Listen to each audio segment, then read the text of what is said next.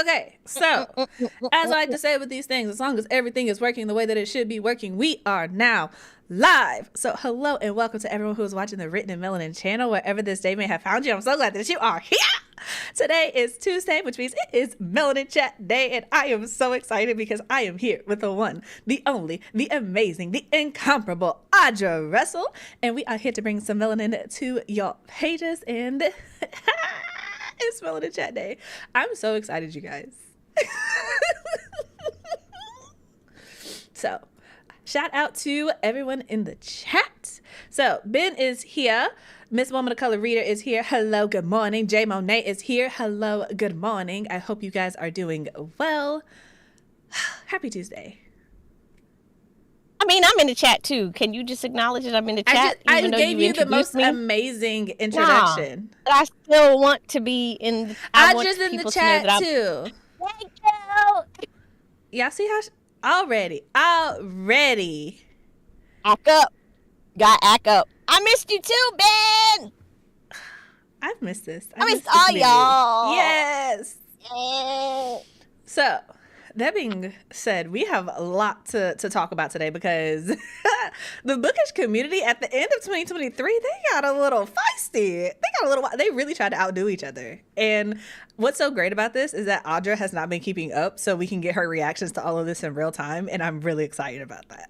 So, the only thing I kept up on was that Goodreads drama where that chick was like blasting everybody and then try to pretend that her friend did it. Yes, like, so we have to talk about that.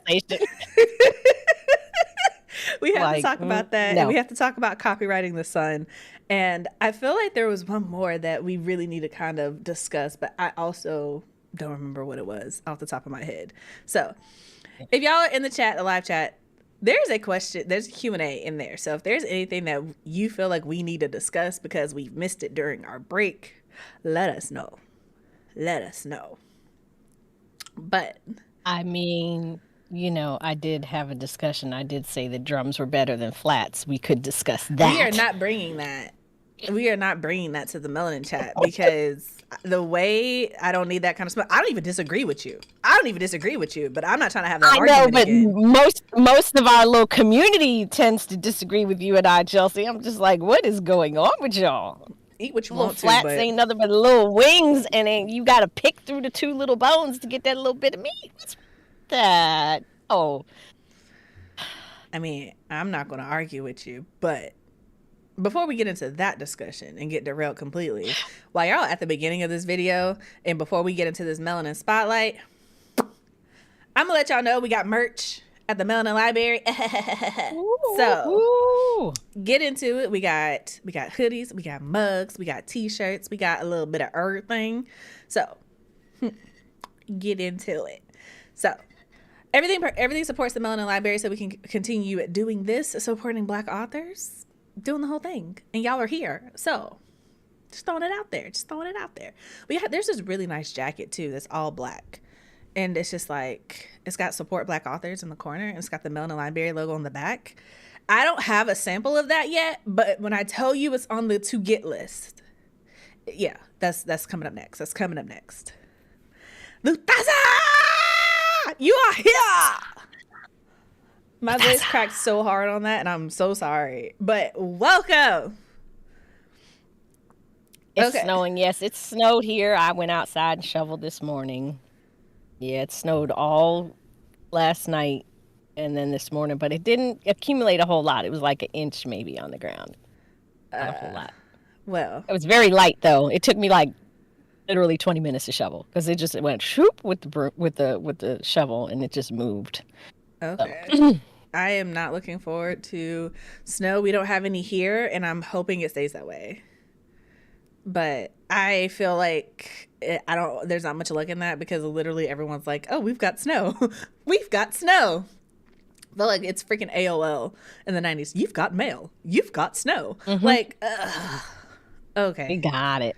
Okay. Got it. I'm over it. I take a picture maybe later and post it for y'all. Okay. Do that. But that being said, it's now 5 minutes after the hour. So let's go ahead and get into these Melanin spotlights. Audra's going first because she's Audra. No, No, I know what you want to throw shade because she always has the book. Yeah, that's okay. That's all right. That's fine. I know you So, got it. Go ahead and whip it out. Like your handy dandy but notebook.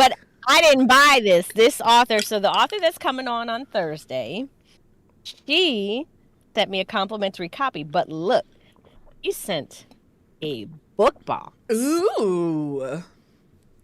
And she sent me a nice little note, and it is pretty. And then if you look at the inside, it has the title of the book. It's called The Gardens of Eden. It's kind of a play on Garden of Eden. Mm-hmm. And then it came with this very pretty little mug with the little tea thing. So you pour the loose tea leaves in there, and then you let it steep. And then I got a little thing of tea. Ooh. That went with it, and a nice little letter, and then here's the book. Here's the book. Ooh, it's very pretty. Okay, so now I'm curious: is that an indie author who put the box together, or she tried?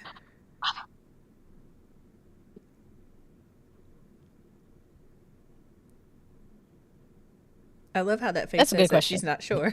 It's Waterbrook. So I don't know. That's I think she's traditionally published. Okay. So it's called The Gardens of Eden. Okay. It says a battle for control of an empire, a struggle to conceal the past, a rift that could tear a family and a legacy apart. The 4 women of the Garden family live side by side in Eden, Georgia. But residing in tight proximity doesn't mean everything is picture perfect. Ruth runs the family's multi-million-dollar peanut business, a legacy of the Garden's formerly enslaved ancestors. But tensions have intensified since the death of her husband, Beau, and she feels like an outsider in the very place she wishes to belong. Sisters Mary and Martha fuel the family tension. Martha's unfounded mistrust of Ruth causes her to constantly seek ways to undermine Ruth's decisions with the business, while Mary, trying to focus on her new restaurant that serves healthy comfort food, is dragged into the family fray by Martha. For years, Naomi, the matriarch, who raised the sisters after their parents' death and supported Ruth in her grief, has played peacemaker. But as she decides to take a step back, hidden truths, life and death circumstances, and escalating clashes finally force the Garden women to grapple with what it means to be a family. A heartwarming Southern story of family and all its many complexities, The Gardens of Eden delivers a thoughtful portrayal of 4 women trying to hold on to their secrets. Women who just might, if they can only let go, find the peace they seek by holding on to one another. So, I got to start reading this today because the show is Thursday at 5. So, sounds very interesting, though. Yeah. Mm-hmm. Definitely sounds like something that's right up your alley. There's a reason I didn't get a book box, and I appreciate that. But it looks very pretty. Yeah, so she, because I actually reached out to her last year, like in October, I think, or November, and when she posted about the book, I was like, oh, that sounds really interesting. And then I had gotten a copy of it on NetGalley. But then I got busy and wasn't reading it. And but she had reserved her time slot. And she was like, hey, do you want me to send you a book box? And I was like, I ain't never gonna say no to a book box. Never gonna say no to a book box. Yeah. So. Hey, Audra, this is Mike, touring the AFC South. Okay, hi. That's Mike. Mike, tall Mike from the chat. Literally the only way I knew to describe him to you that you would recognize immediately. I'm not picking shade. Mm-hmm. I'm not. Hi, Mike. It is now my turn, and I am very honored to be able to share with you guys this gorgeous cover reveal for Amanda B. Weaver's new book coming April 30th, and it's called No One's Going to Take Her Soul Away, and it's Black, it's queer, it's horror, and look at this cover! It's gorgeous. Anyway, I'm so sorry that was loud in your ears, but it is gorgeous, and I'm just like... I love it. Ooh. I love it. And I have not read the entire book, but I have read parts of it, snippets and pieces, if you will, privileges of knowing the author. And I promise y'all are going to enjoy this one. The horror girlies, y'all going to eat this down. Promise. Okay, pause. Mike, I'm going to get to you after she finishes this, so you keep messing with me. All right, go ahead, Chelsea. And Okay. hi, Montrez. How you doing? Hi, Montrez. Hi, Deja. Hi, La and Ash, who came in. Welcome, Hi, welcome, y'all. welcome. But yes, okay. This is her cover. It's coming. Like I said, it's coming April 30th, and you can pre-order the book today. Y'all already know what the link is. So, Saphira Gale is dead. What's worse, she's in Pandemonia, cast down to the worst part of this hellscape by a terrifying mercurial goddess who determines the fate of every being. Saphira knows she doesn't belong in Pandemonia, so she plans to escape, confront the goddess, and return across the veil back to the land of the living to find the person responsible for her death. But the journey is treacherous. Saphira must travel the path of the damned, follow it through every part of Pandemonia to make it to the goddess's seat of power. Along the way, she meets an irritable yet caring vampire whose touch soothes Saphira's broken heart, a charismatic werewolf nursing a betrayal similar to Saphira's, and a melancholic demon determined to get her freedom by any means necessary. Though she recruits them as allies on her quest for retribution, this is Pandemonia after all. Can any of them truly be trusted? And will Saphira escape, or will she remain tortured for all eternity? So, the book is giving everything it needs to. Okay, let me just say that it's giving everything it needs to. There is a link. It will take you directly to Amanda's site so you can pre-order the book. She has ebooks and paperbacks available, so do what makes you happy. You're so happy, but just know we support Black authors around this part, and Amanda's the homie. So that being what it is, I'm really excited, and I got to share part of her cover reveal. Okay, moving on.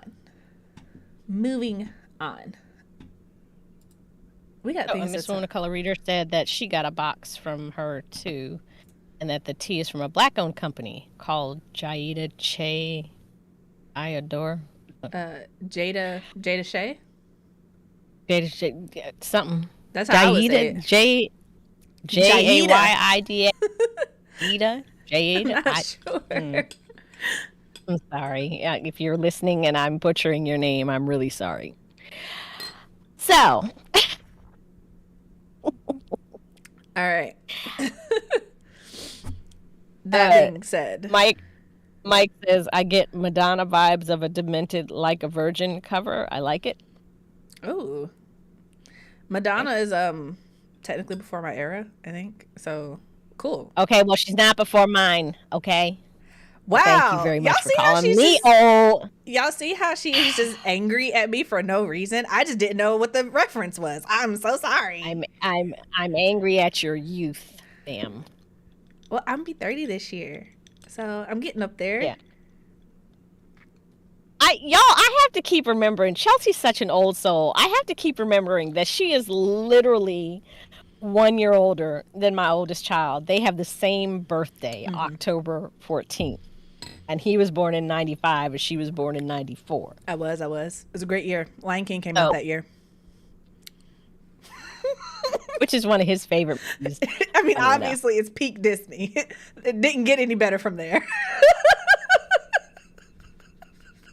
Yeah. So I keep forgetting that Chelsea is like, I'll be saying stuff to her sometimes. She's like, okay, whatever, man. I don't understand it, but okay. It's like it's a look that I get the same look on my face that she gets whenever I start talking about anime, and she just glazes over, and it's just like, love that you love it, love that you love it, love that you love it. Okay. She says stuff. I'm like, right, yeah. She's like, you don't know what I'm talking about, do you? Nope. And I'm gonna roll with it. So let's get into some of this stuff that's been happening, because you said that you know about Kate Corain, and y'all, when I say I posted on that Trix page, I was like, no, you don't get to play the victim, because she posted that. Can we talk about the non-apology? Like, no. Because I feel like they're okay. I'm gonna say this: Reads with Cindy and what is it? Rachel Reads with Rachel. They both made really in-depth videos talking about this. The Reads with Cindy one was hilarious. I highly recommend you go check it out. It's like an hour and some change long. It's a long one, but it's hilarious. And it covers everything with screenshots, timestamps, breaks it all down, right? And when this was happening, I was low-key, I was like, do we need to do an impromptu Melanin Chat for this? Because it was so ridiculous. Okay. Okay, so Jay Monet said that she has not read the quote unquote apology. And it's not even worth it. Time. It's not an apology. It's excuses upon excuses upon excuses. And when I tell you, I saw it and I was just like, oh, baby, like you led with excuses. This does not even count. I can't. Mike is going to be the downfall of the Melanin Chat. I see it right now. He is. Listen, I went on her page and was like, nope. I was like, you don't get to play the victim here. I mean, my comment has like 100 and some odd likes. And, because, Instagram tells you every time somebody likes your comment. But I was like, you don't get to play the victim here. I was like, this is not an apology. You did what you did. And I was basically like, and this apology is about as real as that. This apology and your mental issues are probably about as real as your little friend Lily that you made up to, have the conversation with. That was crazy. Okay, so for anyone watching who did not watch it in real time, who does not know what we are talking about, what you need to know is that there's this woman who is called Kate Corain, okay? And she is exactly what you think she looks like. And she decided that she had this deal, right, with her book. She had her agent. She already had a release date.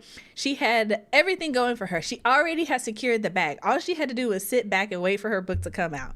But she decided that she was in some imaginary competition with women of color and decided to just start like bashing them on Goodreads with all of these fake accounts.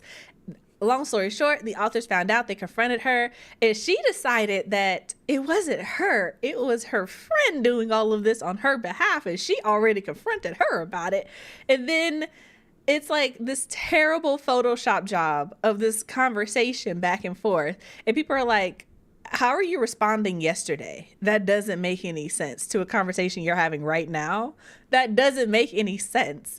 And then after she gets caught, she's like, I'm so sorry. Like, I have been going through so much. And she was like, I'm alcoholism and depression. I'm off my meds and whatever she said. It was crazy, but I was just like, first of all, and I mean this as a joke, so take it as such, right? But I was like, baby doll, depression, anxiety keeps you off the internet. What are you talking about? Like, that does not make you create multiple profiles. Not talking to nobody. Yes, that keeps you in bed under your covers, minding your business. What? And I know it looks different for everyone. That's why I said it's a joke, but also, y'all, what? And then alcoholism, baby. Alcohol removes barriers. It just revealed your true personality. It did not make you. I ain't never heard nobody say Jack Daniels made me racist. Like, I ain't never heard that in my life. I ain't never heard Captain Morgan made me racist. That's what happened. What? Alcohol and drugs amplify whatever you are and whatever you try to hide. So. Yes. And so after all of this, right, people start clocking her lies or whatever. She goes off the internet, comes back with an apology. And the apology leads with, I have depression and I have been dealing with things that I haven't been telling you guys about. And and literally everyone was like, okay, and like never in this entire thing was she like, I take responsibility. I apologize. I shouldn't have done this. I was wrong. Like, literally, if you're going to put an apology on the internet. Even people with depression were like, I have depression too, and I don't do that. No, try again. I'm sorry, babes. No. We live in 2024 in this economy. Do you know how many historical world events that we have all lived through collectively? Babes, we're all depressed. Yeah. Like, right. I hate that for you. But also, what? The thing that made it worse, right, is so many people were also pointing out, like, her economic situation, which, right, that doesn't solve like mental issues, right? Not a saying that it does, but you know what? It does make some things easier to deal with. You know, when you can write full time because your family is you're basically, how they called her a trust fund baby. I don't know if that's true or not, but you come from money and you writing full time, baby. What? You ain't got to worry about how your bills gonna get paid. You're not gonna worry about the roof over your head. You don't have to worry about what you gonna eat. This economy don't mean nothing to you. baby, I'm sorry, the sympathy kind of stopped at the door. And you already had the deal, and you had your like film rights or whatever up for discussion. Sweetie, you could have just sat there and been quiet. Like, You should have just been quiet and let your book come out and be mediocre and yeah, get because your that's little the thing. bag. I think Reads with Rachel was talking about how she actually read the book, or somebody read the book, and they were like, it wasn't even that good. And I'm like, not them also saying that the story wasn't even worth the money that they paid for it. And that was one of the comments that she made on one of the Goodreads accounts. Like, wow, they really paid six figures for this book when they could have paid it for they could have spent it on anything else. I was like, why would you even post that? First of all, how would a random person even know that? What? The unhinged behavior was just absolutely insane. Insane. But yeah, looking at the comments, based on the reviews, the book was a typical mediocre book, so easy back. Yep. Just shows how racism can rot the brain. She's the evil person. Straight up. Because the thing that mind boggles me, right? Y'all see my bookshelf behind me? You see how I have multiple books on the shelf? Like, people buy more than one book. What? That makes absolutely no sense why you would think that you need to sabotage someone else to sell your book. It's literally what we were talking about in the chat about something else that's happening that I guess isn't really my business to tell, so I can't talk about it on the Melanin Chat. But it's just like, there are really people out there who will who are, how do I say this? They're not good enough at what they do, so the only way they can win is to take everybody else out of the race. Like, period. They're insecure. That's all it is. And I'm just like, imagine if you had just spent that time, like, getting better and writing a better book. Like, imagine. Imagine if you had just spent that time promoting your own book. Or, working with your other debuts so that y'all could, like, push your books together because they're all coming out at the same time. So when you go Imagine get if you had my spent that pre-order, time booking podcasts to talk about your book. I don't know. Like, there's just so many other options, like other routes that could have been taken. It was ridiculous. And then this was like at the end of the year. This was like December, like 15th or whatever. So everybody, we collectively as the book community assume like, okay, this is the final crazy thing that's going to happen this year. And boy, were we wrong. What else happened? Okay, so long story short. Oh, and she had a 2-book deal.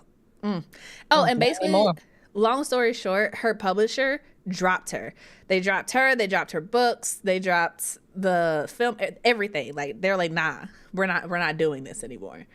So some people pointed out that because she looks like what she looks like and she looks exactly like what you think she looks like, she's going to be able to just, rebrand, essentially, pick up a pen name, basically rebrand the book and sell it to someone else, which may or may not be true. But the thing is, I'm actually glad that they dropped her, because when I tell you that happened expeditiously, like within a week, a couple of days, they were like, yeah, no, we're not associating with her. We don't condone this behavior. It's done. So kudos to the publishing industry for at least being good on that, right? Copywriting the Sun. Okay, so what is this? Copywriting the Sun. Copywriting the Sun. Yes, so like that's basically, the title. No. That's what someone tried to do. Okay, so basically, the sun, like as in that yellow thing up in the sky. Yeah, that's why you see how we were all like, what?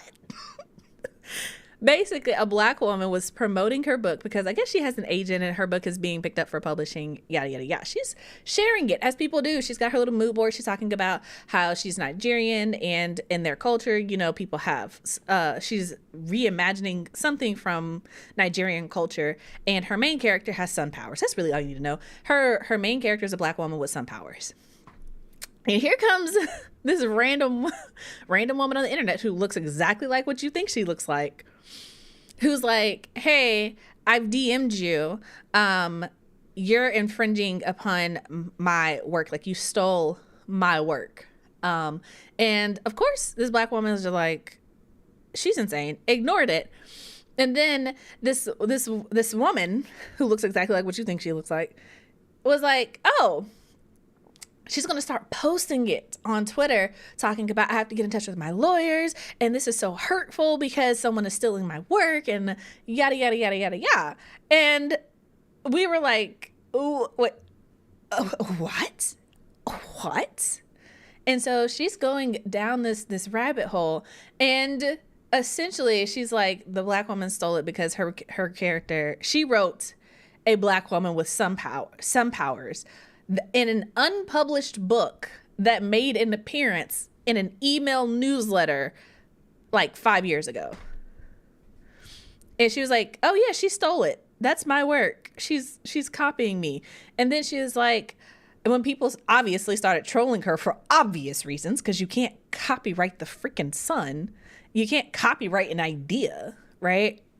She was like, well, I reached out to the author and I reached out to her agents, and it would have only taken them like 5 minutes to look at my work and see that it's not the same. And I'm like, so you just wanted them to look at your work. That's what you wanted. You wanted them to do this. And as people are dragging her, as they should, she's going to point out like, I was a cop and I broke up fights between black women and I did this and I did that, and basically citing every single interaction she's ever had with a black person to prove that she's not racist.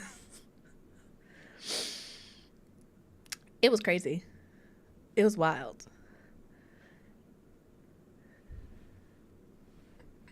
And Venus said that the lady was trolling for attention. Had to have been, because the entire thing was actually completely unhinged. And I was just like, wow, we really got this in at the end of the year, huh? Right under that New Year's radar. Where that they are the superior race, but constantly showing their inferiority.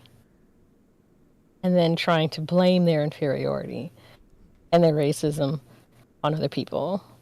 And trying to prove that they're not racist by saying you broke up fights between black women. First of all, what does that have to do with anything?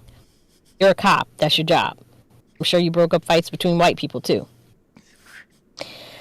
I just don't understand why they just don't leave us alone and just live in their little mediocre worlds with their little mediocre books and let their little mediocre audiences spend their mediocre dollars to read their mediocreness.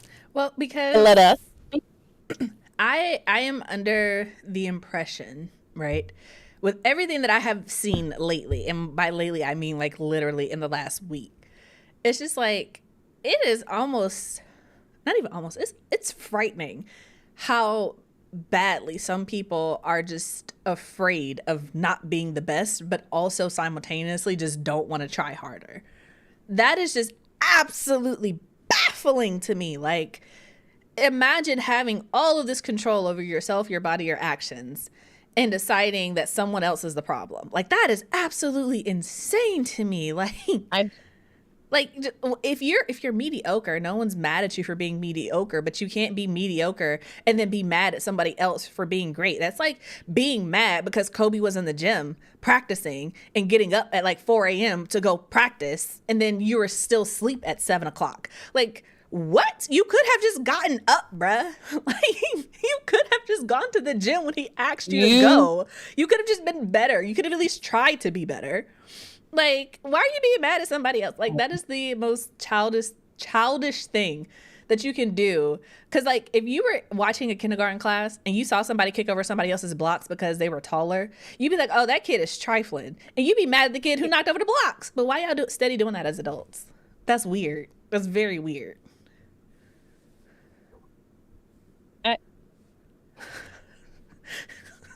Her reaction in real time. This is why I did not tell her about this ahead of time.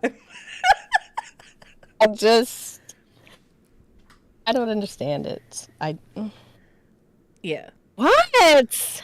I don't get it. None of us do. Like, I do not understand this. None of us do. Be mediocre, but don't be mad at me because I'm great. I mean, and stop trying to mess with me because I'm great. Just go do your thing. Guess what? If you don't come over here and bother us, we ain't gonna know about your mediocre stuff. And so all them mediocre people that follow you, they're gonna think your stuff is great. So just stay over there. Don't come swimming in the waters of greatness if you don't want your mediocrity to shine. Stay in your mediocre pool. And you know, I feel like that's the wildest thing, because I feel like, and this could just be me, right? So if y'all are in the chat, let me know if this is something that y'all have noticed as well, right? But I feel like there are also this influx of people talking about, oh, you have to be prepared to be an author on the internet. You have to be ready. You have to like be mentally tough and da da da da. And these are the same people who end up doing the most unhinged stuff on the internet, who when their books come out are like, oh, let me go attack this reviewer who 3-starred my book. Like, what? And you're the same person talking about you have to be mentally tough, but you want to subtweet a reader who didn't say that, oh my God, this is the best book I've ever read. Ah! Like, every book is not the best book that's ever been read. Like, period. You can love your book. Some people will love your book. Some people will go hard for your book. Some people are going to hate it. That is a literal fact. I don't know how many of you did not pass statistics, but I don't know. Maybe that's why you're in writing. I don't know. But statistics literally say it's an improbable improbability that everyone's going to love your book. Like, that's just, there are always outliers. There's always going to be outliers. There's going to be the middle of the road. And what you're looking for is for the middle of the road, for the vast majority of people to be like, hey, the book is good. That's it. And if you're actually a statistics person, I'm just making generalizations here. I'm not going to try to actually put that into numerical things, but y'all understood the point. So, because I feel like Ben is listening to this and he's like, that's not actually how that works, but whatever. You understood what I was saying. Listen. If Toni Morrison, if Maya Angelou, if James Baldwin, if Nnedi Okorafor, if Justina Ireland, if all of them have people who don't like their books, just like they have people who like their books, then you're going to have people that don't like your book. I mean, you can take it as do you know, like, Stephen King is one of the biggest authors of our generation? I don't like his books. Like it. I have tried several times. I'm not a fan. I think I've read 2 of his books, and they were like his short novella ones, and they were good. But the big, long ones? No. Because it takes too long to get... And people like, you just have to get past the first 200 pages. Let me tell you something. Stop right there, Audra. Stop right there. Because I'm about to tell y'all this right now. If you have to tell me that I have to read a freaking 400-page book and the first 200 pages are trash, it's a trash book, okay? I hate that. Do not come at me with that nonsense. Doing it. 50 pages is all you getting from me, baby. You can't get me in the first 50 pages. Hell, you can't get me in the first chapter. And if I'm lost and trying to figure out who everybody is, the book's going down. Yo, trash. In trash. I am legit right now considering doing a series purely for the Patreon where I tell y'all all the reasons why I don't read a bunch of books that people like hype up by popular authors. Because I'm like, I have books on my shelves right now. And Ben knows exactly which book I'm talking about. And it's just like, you know what? I would have yeeted this book into the fire from the first sentence, because what the hell? Why would you do this? Why would you write this? What? You're not doing your job. How did you get someone to pay you for this? I would like to know how you got it, because clearly there is some type of unholiness going on here, because there is no way that you got this off of talent alone. There's no way. And I am literally just like, I want to break this down, because I am so sick of being in a bookish community where everybody's like, you have to give it the benefit of the doubt. If you know me, you know what I really want to say, but this is the public Melanin Chat on the thing. But bump that. No, you need to be good, because you know what you're not going to say about any other profession. You're not going to look at a basketball player and be like, oh, he sucks in the first half, but he always pulls it out in the clutch. No, if you suck in the first half, you're not going to get to play in the second. What?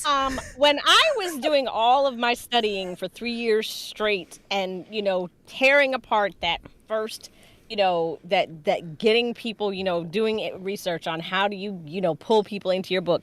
Everything that I researched said that, first of all, your first sentence has to be the bomb. Needs to be the fire. First sentence has to be like boom, like people read that first sentence and are already like, okay, what the hell am I about to read? And then they keep reading. And like that first chapter needs to be fire. And your chapter's supposed to end on a note that makes you want to read the next chapter. And each chapter after that is supposed to do the same thing. So the idea is to never put the book down. If I have to read 200 pages of your book, are you following that rule? Okay. Am I going to read it? Is Audra going to read it? Y'all don't understand. The way my attention span is set up, if you're not good, I'm just going to put it down. I don't care. I don't care if you're coming on my podcast. I don't care about any of it. I'm not going to read the book. Period. You could have sent me a free one. You could have sent me a whole freaking book box. I'm not finna read it because I don't do things that I don't enjoy. Period. Right? But it's also the fact. This represents a book that I have to read 200 pages, get into it. On. Honestly, it's why a book I gotta read 5 chapters to get into it. Not gonna do it. If I have to read more than, I'll say, 10 pages to get to it, I'm not. Because the thing is, and I say this to literally everyone that I give coaching advice to, everyone that I talk to, anyone who will listen, really, and I'm going to give it to you guys again here for free, right? You, as an author, are having to fight the entire world for the attention of this book. I'm not just talking about entertainment. I am talking about you have to fight the person who has kids. You have to fight the person who is thinking about, oh, should I just go ahead and take a shower now? Or am I going to sit here and read for a couple of bit? You have to fight literally everything on the internet, okay? Because someone on their commute, they were like, oh, am I going to listen to this audiobook? Well, you don't have an audiobook. They need to sit there and actually read the book. So you're like, got to fight against that. Got to fight against the commute. Got to fight against scrolling. Got to fight against cooking dinner. Got to fight against just sitting here staring at the walls and listening to the silence for a little bit because it's been a very, very, very long day. You have to fight against everything. So if you think that I'm going to go over here and pick up a book and I finally get 10 minutes to myself, and if you think that I'm about to sit here and trudge through because you have not learned how to come up with a compelling way to start your book, you don't know how to write decent character development, it is boring and dry as boiled chicken in a freaking desert, then I'm not going to read it. You want to know why? Because that's not interesting. That's not fun. And you know what I'm likely to do if I just bought the book? I'm going to return it because how dare you waste my time and my money. You only get to waste one of them. Okay? We're not going to do that. But when I say that, people are like, oh, but what about, let me tell you something. Okay? In 2024, okay? I do not care what color your skin is if you do not have talent, okay? It's just, no, be better, okay? If you don't know how to write a sentence, if you don't know how to construct words together to be interesting, you're not a storyteller, okay? And that doesn't mean that you can't sell it. People sell mediocre stuff all the time. Literally turn on the TV. Most of the people who write for television, for American television, aren't actually good at what they do. They can just follow instructions. And that may be an unpopular opinion, but that's how a lot of traditional publishing is too. You're not good. They just think they can sell you to ooh, let me stop there. I'll say that for the Melanin Chat. I'll say that rant for the Melanin Chat. But y'all need to understand, that I am really sick and tired of these books that are not good. It's the same thing. It's the same argument that I have with The Legend of Korra, right? It is literally that, because it's like, oh, you just have to get through the first 3 seasons. There are only 4 seasons. And if you're telling me the first 3 seasons are bad, you don't even know if the 4th season is good. You just know it's better than the first 3 that you forced yourself to sit through. And I don't understand that. Why am I forcing myself to sit through something that I'm not enjoying? That doesn't make any sense. This is entertainment. If I'm doing this for enjoyment, like I don't need this to live. I'm doing this because I want to, and I no longer want to. Why am I doing it? This is so confusing to me. I don't understand. Anyway. My brain is set up. My brain would be like, squirrels. And I'll be like, ooh. Literally. That's why the books that y'all see behind me, I've actually read these. Except for that one. These 2. I ain't read those. But the other ones I've read. And there's a reason they're on this shelf instead of the one that's not visible. Right? It's because I like these. These are good. I don't mind if you see them in the background. This one, Sister Samurai by Tatiana B. The good shelf and the shelf. Sure do.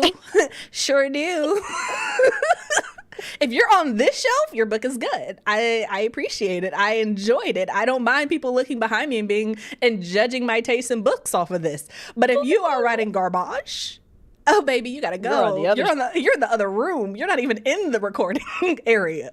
You have no chance of making it on screen, and I'm probably never going to talk about it, okay? But yeah, no, I just... Anyway. You right? Came from your gut. That was a guttural sigh. It's just... As an author, right? That was from your chakra. It is, because like as an author, especially as an indie author, especially as a black indie author who writes adult fantasy, right? That's already a niche market. But then it's just like, you really have people who have the audacity to come out here not slinging their best. Like, bruh, you telling me that you had all the time in the world to write this book before you got an agent, and this is the best you could come up with? Baby, please move out the way. Please move out the way for the real ones, because you don't belong in this conversation. You don't belong here, and you're not going to last in this industry. And I'm not going to call any names, but there are definitely some people who in 2020 came out the gate swinging. They're like, ooh, I'm black. I'm the token. I'm here. I'm black. My book is black. And then we had this conversation in the chat, did we not? They come out talking about, my book is Black Girl Magic. My book is a love letter to black girls. Ooh, are they still here? Where's their latest book? Crickets. Just because you're a token doesn't mean you're good. Period. And even if you are a token, you still need to be good. And says you have 2 bookshelves in the other room. I want to know what's on them. Why? It's not the good shelf. I want to know what not to buy. Oh, I can tell you that for sure. For sure. This is literally why, y'all know on the channel, I say that I don't read. I say that so that I don't have to talk about the books that I start and don't finish. Literally that. Because I'm not trying to hurt anybody's bag. I'm not trying to be like, oh no, this black woman's writing or this black man's writing isn't good, because y'all know me, I basically only read black authors. I'm not trying to fumble nobody's bag. But if you ask me, I'm gonna tell you. And there are several people who are on this list, and I'm like, baby doll, I don't care if you wrote a grocery list. I don't want to see it, okay? I will go into the store absolutely blind to pick up what I think I need, okay? No, thank you. No, thank you.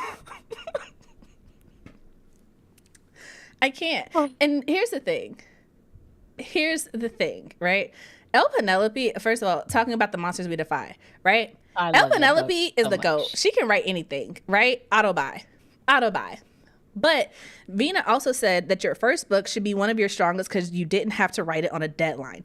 That part. And here's the thing that I always say when I'm talking to authors, right?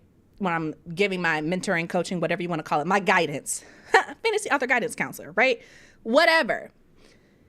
Your first book, even though you are going to get better at writing, it should always remain as something that you are proud to have written and have your name on. You should never be like, oh, I'm sick of it. Oh, I'm not gonna rewrite it anymore. Oh, I'm not gonna work on it anymore. Oh, I'm not gonna do X, Y, and Z. Baby doll, who are you trying to impress? You are your own greatest enemy. You are setting the bar for yourself. If you do not go all out and challenge yourself, then why are you here? You're not ready to be here. And I really get sick of people acting like authoring and being an author and writing books is not like a place where you have to challenge yourself. Do you know how hard it is to write a book? And I know you do, but it's just like to write a book and then be like, okay, cool. And then you have to write your second book and it has to be better than your first. And then you have to write your third book and it has to be better than your second. Like, you have to continuously get better. And I feel like so many of these authors come in trying to set a mediocre bar because they know that they have to get better and they don't think that they actually can. Like, you're already at your peak, boo. Sorry. Maybe you should. And I feel like we don't have enough one-hit wonders in trad. Like, put your book out. Woo! Oh my God, this was great. Disappear. Take your bag and go. Okay? If you know you may got another idea, that's cool. That's sweet. Go. Leave out on a high note.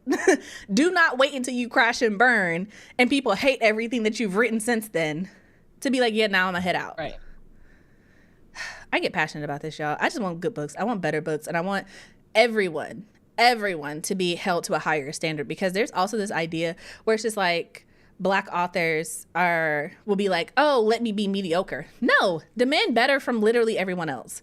We're not allowed to be mediocre. No one else should be able to be mediocre either and be paid for it. If you want to be mediocre on one of those websites that you can upload your story for free. That's where you test out your writing.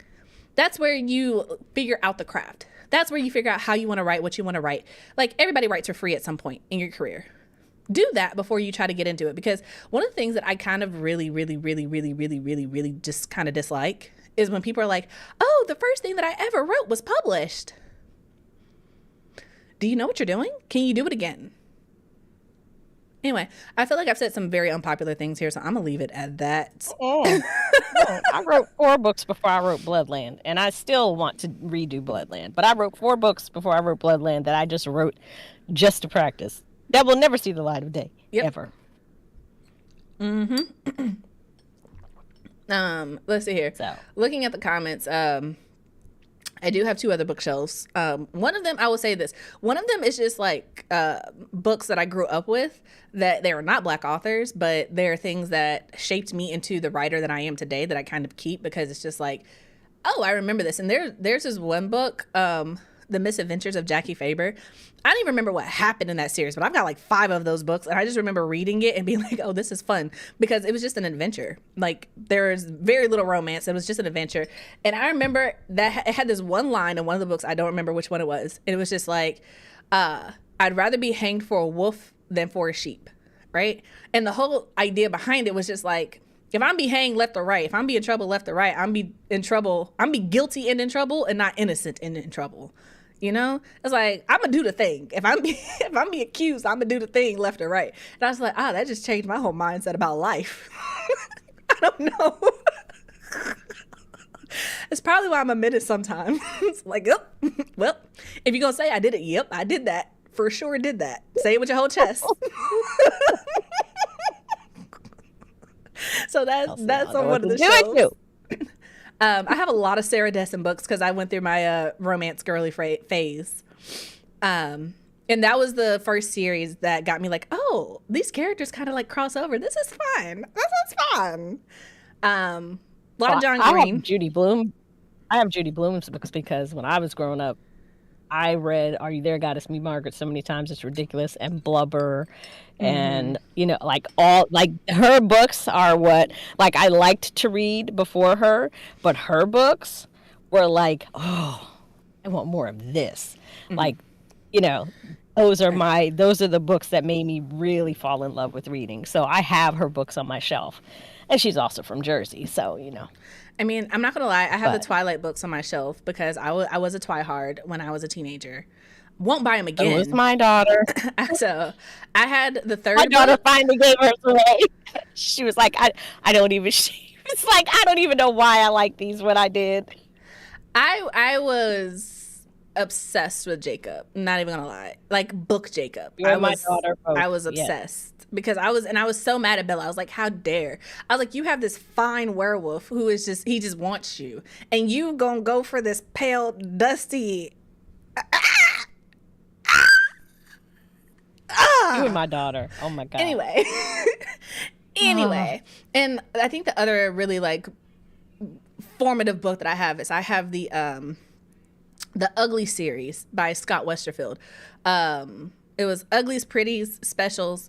There was another one after that, but I didn't read that one. But those 3 books together, when they came out, baby, I ate those up. I was just like, what?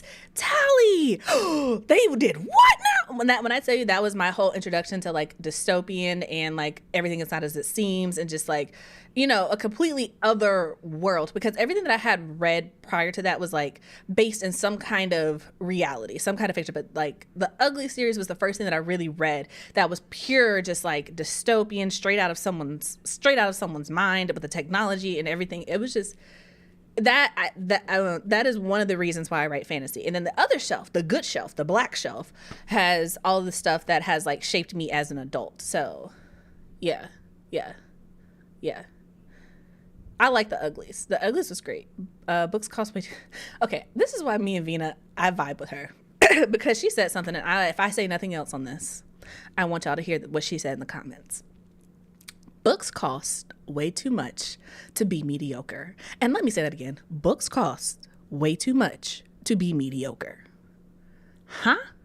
That is a word. Because the way y'all want to be out here charging $13 for an ebook?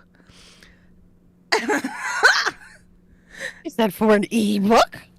I will write my own books and read them by myself. Thank you. Because the way I'm not coming off of almost $20, closer to $20 than $5 for an ebook? Baby, y'all must not understand how this economy works.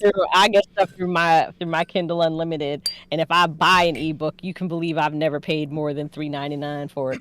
Let me tell you something. If you got 2 digits on that bad boy, I ain't buying it. Not for an ebook. Not for ebook. I don't care. No. No.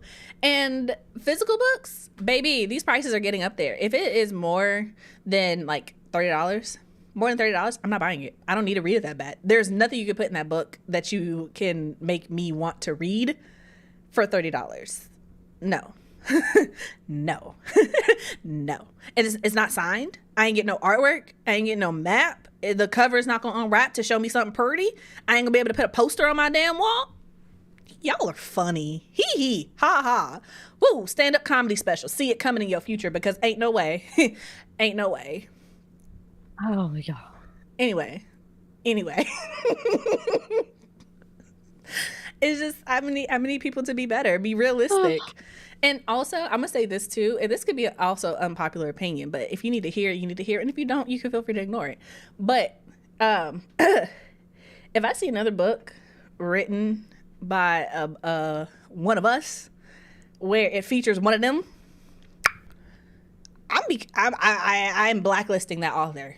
You can't never write nothing and send it to me. I am going to start taking those books off the Melanin Library because here's my thing. First of all, I own it and I can do what I want. And second of all, it's just like you have the entirety of your imagination. The limits of your imagination don't exist. And the best you could come up with was pretending to be an oppressor. That was the best you could come up with. When you sat down by yourself in your room with your keyboard, with your nothing but your mind and your imagination and your skill, and you decided that the best thing that you could come up with was cosplaying as an oppressor and a capitalist and an oppressor. Yeah, no, I don't want it. I don't want it. Don't bring it in my space. Don't bring that energy here. No, thank you. No, thank you. No, thank you. And with that, it's almost 11 o'clock, you guys. So this is your reminder that if you have not signed up for the after chat, you should go ahead and do that. I think the question came up of which book am I currently reading that I absolutely kind of despise. I will be sharing that in the after chat. $5 gets you in. It also supports the Melanin Library. If you're like, Chelsea, I can't sign up for a Patreon. Well, we have merch. Feel free to get into that. Free advertising to let other people know about it. And yeah, you can also donate. Like, that's also a thing. But there's also like a yearly thing that y'all can do. You get like I think you get like 2 months free if you pay for a year at a time. So there's also that. Anywho. There's a link in the place where you expect it to be, as well as my books, the Patreon to Audra's podcast. Go check that out between the reads.